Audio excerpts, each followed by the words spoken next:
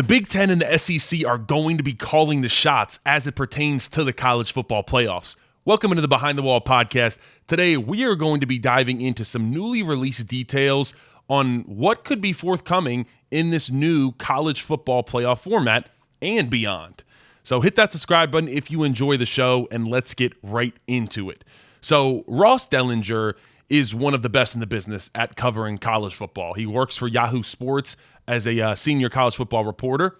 This is the guy who generally gets the scoop before anybody else, especially on NIL, college football playoff format, as you can see, those types of things. He knows before anybody else. So he dropped this article yesterday or 2 days ago as you listen to this, and it's some pretty big news. Now, he wrote an article confirming many things that we thought might happen in the college football world, but him writing this confirms the path we are going down.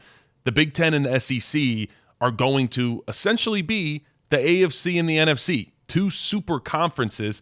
It's going to happen slowly, so not right away, but seemingly, I think these other conferences are going to be pushed out of the inner circle of college football. I think we all know that this current 12-team college football playoff format isn't really going to work in the long run, and many people felt like we didn't get the best matchups possible this past playoff run. So let's get into the details of what this article says. It will be linked in the description below if you want to read it for yourself. So it starts off saying that the SEC and the Big Ten hold sole discretion of future college football playoff formats starting in 2026. Dellinger goes on to say, the agreement grants the leagues, the SEC and the Big Ten, decision-making power over the format, but directs them to have meaningful consultation and collect input from the other conferences before making any decisions. So, what does that mean? It means let's say this to cover our asses, but in reality, the SEC and the Big Ten are going to be able to do whatever they please. So, the main change and idea that is being offered up is a 14-team playoff format. And the majority of those 14 teams would be automatic bids. So, Dellinger says, officials describe the 14-team format as a 4-4-2-2-1 plus 1 model, which the top two seeds would get a first-round bye. So, you might be asking, what do those numbers mean? Those would be the automatic bids for each conference. So, 4 for the SEC, 4 for the Big Ten, 2 for the ACC, 2 for the Big 12, 1 automatic bid for a group of 5, and then you get 1 at-large bid. So that at-large bid could be anybody, but that's kind of opening up the realm for Notre Dame to still exist. So they clearly are not, if they wanted to, this would be a way to kind of force Notre Dame into a corner and make them join a conference. Doesn't seem they are doing that. They still want Notre Dame to be involved and not be in a conference, so they are leaving 1 at-large bid, and I think that's good. It leaves a little bit of parity for everybody else to kind of get involved. Now, these are not just random numbers they threw at, hey, you get 4, you get 4, you get 2. These automatic bids are backed up by stats and facts. So this image I'm putting on the screen now is from Ross Dellinger. This table is over the past 11 years, showcasing what it would look like if we were to have a 14-team playoff over the past 11 years. And as you can see, Big Ten would have 4.6 teams, SEC 4.7, Big 12 about 2, ACC about 2, group of 5, and Notre Dame, fair enough to give them 1. So I think we can all agree, looking at this, it's fair, and the 4-4-2-2-1 plus 1 model makes sense, and it aligns with exactly the stats that we have seen over these past years. Now, the biggest question, and we know this, how can these folks up top make the most money? That is the question they are asking. That is the goal at the end of the day. As we've seen, it took a pretty hefty lawsuit for us players to finally get a little bit of money that I think we all knew we were entitled to. So these guys want to keep as much money as possible. Now they have to split it up with players and whatnot, with revenue sharing and all that. So the idea is, okay, how can we get more money back? How can we continue to make more money? Now, one of the ideas that is proposed is play-in games. So that would mean that the two teams, so let's say the number 1 ranked team and the number 2 ranked team in the Big Ten, they, of course, play in the conference championship as they always have. No matter what, the winner gets the first automatic bid of the Big Ten. The runner-up gets the second automatic bid for the Big Ten. So what would that leave? That leaves 2 more bids for the Big Ten for teams to get in. So then you have the number 3 team. Now this is where the play-in comes in to effect. You have the number 3 team in the Big Ten. They play the number 6 team in the Big Ten. You got the number 4th team, and they play the 5th best team in the Big Ten as far as the rankings. So we would have 2 extra play-in games per conference. And I think this does a couple things. Number one, it creates a little bit more competitiveness. Because let's say, for example, that you are Iowa, and it's week 9, and you're the 6th best team in the Big Ten under the format that we are in currently. It looks pretty bleak. No one really cares. Everybody in the locker room is like, let's just get the season over with and let's go home. I can just tell you, I've been in that locker room 2021. It's like, how can we just get out of here and go home as quick as possible? Now, in this new proposed format, even the 7th or 8th ranked team in a conference still has an opportunity to make the playoffs. It's still, hey guys, we're only 1 game away from being that 6th seed and getting an opportunity to be in one of those play-in games. So, with that, you have more meaningful games because teams feel like they have an opportunity to actually make the playoffs. Way more teams are in that pool of, hey, we got a shot. So more meaningful games, that equals more engaged fans, which then means more views. And then number 2, as I was just saying, more views is more money. So if you have 4 extra play-in games on championship weekend, 2 from the SEC and 2 from the Big Ten, that's 4 games in 1 week. I mean, I don't think you guys understand how much money that is going on in between these conferences, just the SEC and the Big Ten, just to be clear here. And it's more room for the players, more room for the conferences, the teams, everybody involved. Keyword, everybody involved. That only benefits the SEC and the Big Ten. So we're going to talk about that a little bit more about ACC and Big 12 and kind of what that means. Let's talk about what we can expect and the outcomes from implementing this new format. With there being automatic bids, out-of-conference games really have little to no meaning on the playoff picture. If I lose, let's say Ohio State and Texas, they play week 1 this coming year, that's incredibly influential in the season and who's going to end up where in the playoff picture. If we were under this format, 2 teams that are out of conference playing each other really has no meaning because you are just trying to be one of those 4 top teams in your conference. And it's all about your conference standings in this format. Out of conference literally would have no meaning. It would quite literally just be an exhibition game at that point, unless you could argue that 1 at-large bid if you want to try to get that. But for the most part, it really doesn't mean anything. So one thing that the article did talk about is that the SEC is most likely going to add a 9th conference game. Right now, they only play 8 conference games. Every other conference is playing 9. So Alabama no longer, when you look at the schedule and you're like, all right, what type of games do we have this week? And it's like Alabama's playing Mercer in week 10. Like, what is going on? That would not happen anymore with adding this next game because the SEC had this later in their schedule. They could just throw in a random team. Like the Big Ten couldn't do that because we had to play 9 games. We'd get our 3 easy games at the beginning of the year, and then you have your Big Ten gauntlet. But the SEC had made it for a while, so they get 1 little easy game on the back end of the season. I want to introduce you guys to the newest sponsor behind the wall, Sky Devil Wines. It is owned by a 4th-generation Penn Stater, and we are going to make this thing the wine of Penn State. I'm 22 years old. I'm new into wine, cigars, even coffee. I just started, got into the real world, and very quickly realized, but especially I need that wine at the end of the night to really calm me down. So make sure you check out skydevilwines.com, and you can find them on social media all around at Sky Devil Wines. Appreciate you guys. Link in the description below. Go check them out right now. Now, Dellinger says in the article, a 9th SEC conference game would then set in motion a scheduling agreement with the Big Ten, which itself already plays 9 league games. The scheduling agreement, though still in discussion stages, would pit the SEC and Big Ten teams against one another in annual games to be sold as separate television packages. So, what does all that mean?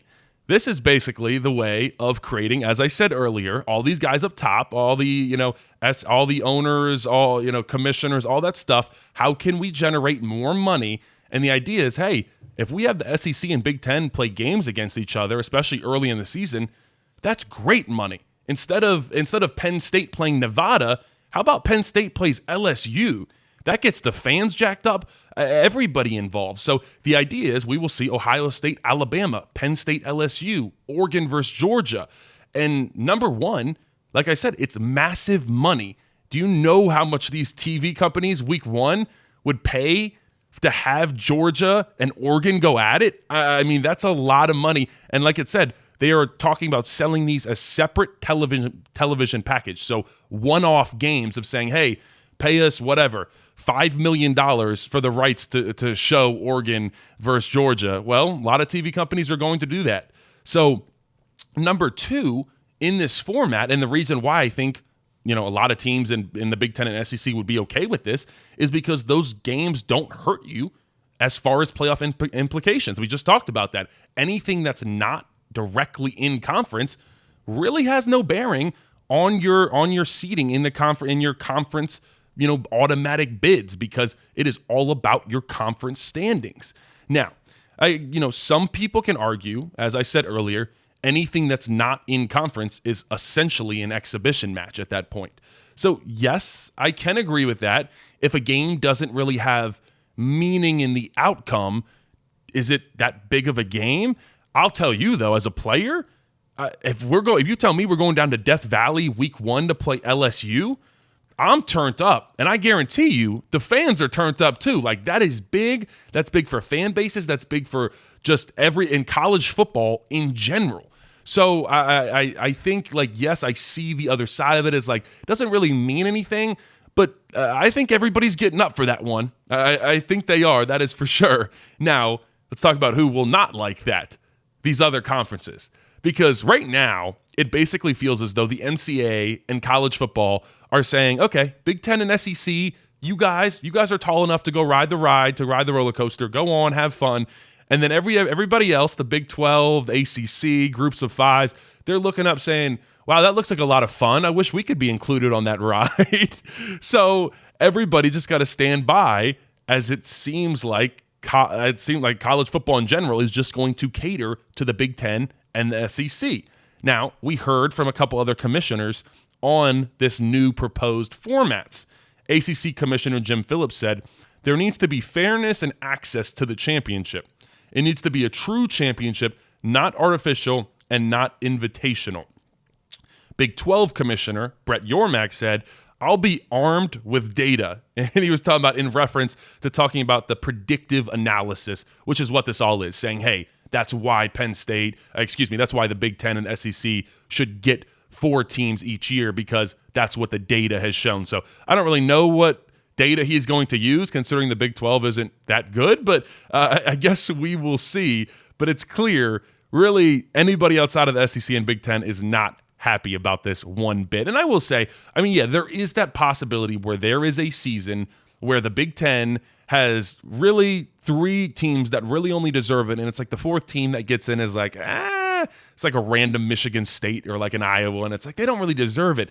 And then say the Big 12 has a 3rd team that's like, whoa, those guys should be in the playoffs, and they're just not going to be, because that's not how the automatic bids work. So I agree. There definitely could be some discourse in the future, but we got to talk about what makes the most sense. And I think right now, where we sit, Penn State having played SMU and Boise State doesn't make sense. Oregon being the number 1 seed and drawing Ohio State doesn't make sense. The fact that these teams barely even want to play in their conference championship anymore doesn't make a lot of sense.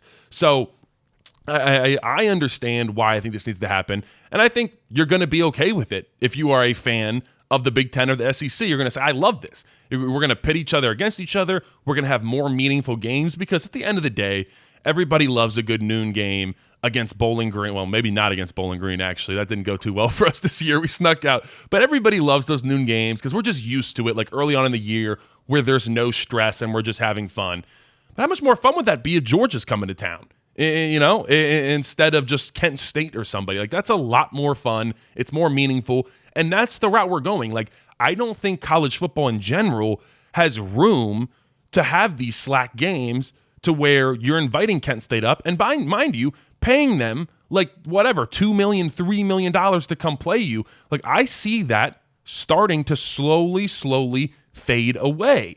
Now, I think all of this happening is going to hurt other conferences that are not, as I said, the Big Ten and the SEC, because at the end of the day, I think it's less and less money will now go to those conferences because they're not involved in the bigger games. All the bigger games are going to be SEC and Big Ten. So then less and less money goes. So that what does that mean? Less and less recruits go there because recruits are going to follow the money. That is how it works now, unfortunately, in this NIL world. So if you're being honest, this might be, some people might see this as slightly extreme, but I would say, I think in my prediction, in the next 5 to 7 years, I think the Big Ten and the SEC will break off to make their own conference. That's where we're at. They have all the power at the end of the day.